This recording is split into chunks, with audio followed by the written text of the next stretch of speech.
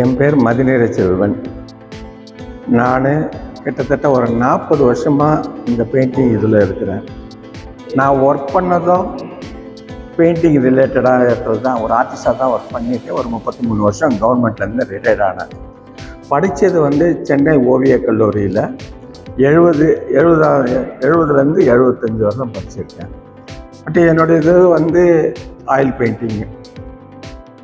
நான் இப்போ எடுத்துக்கிறது ரியலிஸ்டிக்காக எடுக்கிறேன், மரபு சார்ந்தா எடுக்கிறேன், நவீனமும் எடுக்கிறேன். நான் இதுதான் என்னுடைய இது. இந்த மரபு சார்ந்த ஓவியங்களை வரையும் போது மக்களுக்கு ஒரு இது கொடுக்கணும். ஏதாவது கொடுக்கணும்னா ஒரு மகிழ்ச்சியை கொடுக்கணும். என் பெயிண்டிங் முன்னாடி நின்னா அவன் கிட்டத்தட்ட ரொம்ப ஹாப்பி ஆகணும். இதுதான் என்னுடைய கான்செப்ட். அதுக்கு தகுந்த மாதிரி தான் நான் என்னுடைய படங்களை செலக்ட் பண்ணுறேன். அதே மாதிரி வந்தேன்னாக்கா நான் பல்வேறு ஒரே இதில் போகாமல் கொஞ்சம் வெரைட்டியாகவும் கொடுத்துருக்கேன். என்னுடைய எக்ஸிபிஷனில் வர பார்வையாளர்களை சந்தோஷப்படுத்துறது தான் என்னுடைய நோக்கம். இப்போ நான் அந்த கண்ணதாசன் பெயிண்டிங் ஏன் வரைஞ்சேன்னாக்கா, இவருடைய வார்த்தைகளை வார்த்தை ஜாலம் என்னை ஒரு மாதிரி பண்ணிடுச்சு. இப்படியும் ஒருத்தர் இருக்க முடியுமா? இதெல்லாம் கடவுள் கொடுத்த வரம் அவருக்கு. அந்த வார்த்தை ஜாலத்தை இப்போ அனுபவிக்கும் போது தான் தெரியாது.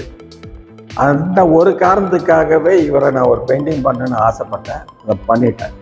இவருடைய வார்த்தைகளுக்காகவே இந்த படம் பண்ணியிருக்கேன். இல்லாமல் என்னுடைய இது இந்த கிராமத்து சூழ்நிலை, நாடோடிகள், இந்த மாதிரி இது எனக்கு ரொம்ப பிடிக்கும். இதை நம்ம வெளியே கொண்டு வரணும்னு சொல்லிட்டு தான் நான் இந்த மாதிரி இப்போ ட்ரை பண்ணுறேன். அதே தான் என்னை கிராமத்து சூழ்நிலை, அந்த நிலை என்னை கவர்ந்தது. இந்த பெண்ணு கிராமத்தில் ஒரு பெண்ணு தண்ணி எடுத்துகிட்டு போகிறது, அவளுடைய ஸ்மைல் எனக்கு பிடிச்சதுனால இந்த பெயிண்டிங் நான் பண்ணியிருக்கிறேன்.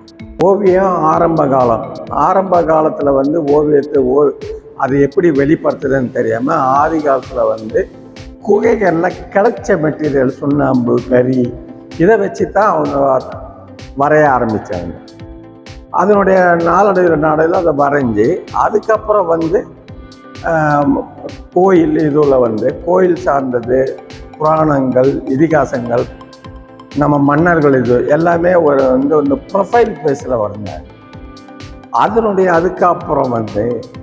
அதுக்கப்புறம் நாளடியில் வளர லைட் அண்ட் ஷேடுன்றது ஃபாரின்லேருந்து கிட்டத்தட்ட அது வந்தது. அதுக்கு ஆரம்பம் ரவிவர்மாவை நம்ம சொல்லலாம். ரவிவர்மா காலத்தில் தான் இந்த படத்துக்கு லைட் அண்ட் ஷேட் பண்ணி அதை கொண்டு வந்தாங்க.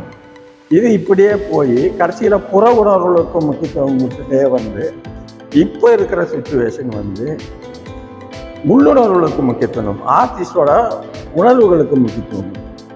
பார்க்குற தோற்றத்தை அப்படியே வரையாமல் அவனுடைய மனசில் என்ன நினைக்கிறான் இதுதான் கொண்டு வரணும் அந்த கேன்வாஸில்.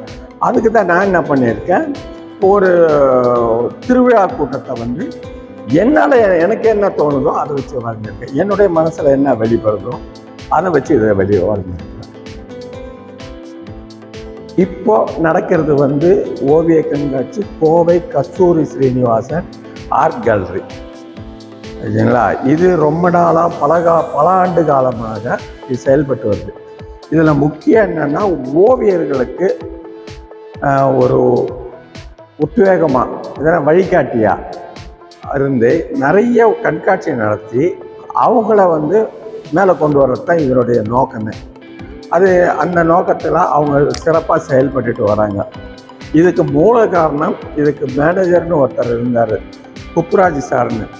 அவர் லாஸ்ட்டு 15 டேஸில் தவறிட்டார். அது மிகப்பெரிய இழப்பு எங்களுக்கு. அவரு தான் எல்லா ஓவியர்களையும் கூப்பிட்டு, நீங்கள் கண்காட்சி வைங்க, நீங்கள் வைங்க, அதை வைங்க, இதை வைங்கன்னு சொல்லி ஓவியர்களை தூண்டுகோலாக இருந்தார் ஓவியர்களுக்கு. அதனால் பல லட்ச ஓவியர்கள் நிறைய. இன்றைக்கி நாங்கள் வெளி உலகத்துக்கு வரேன்னா காரணம் இந்த கஸ்தூரி ஸ்ரீனிவாசன் தான். இதுக்கு இவங்க அடிப்படை காரணம். இவங்க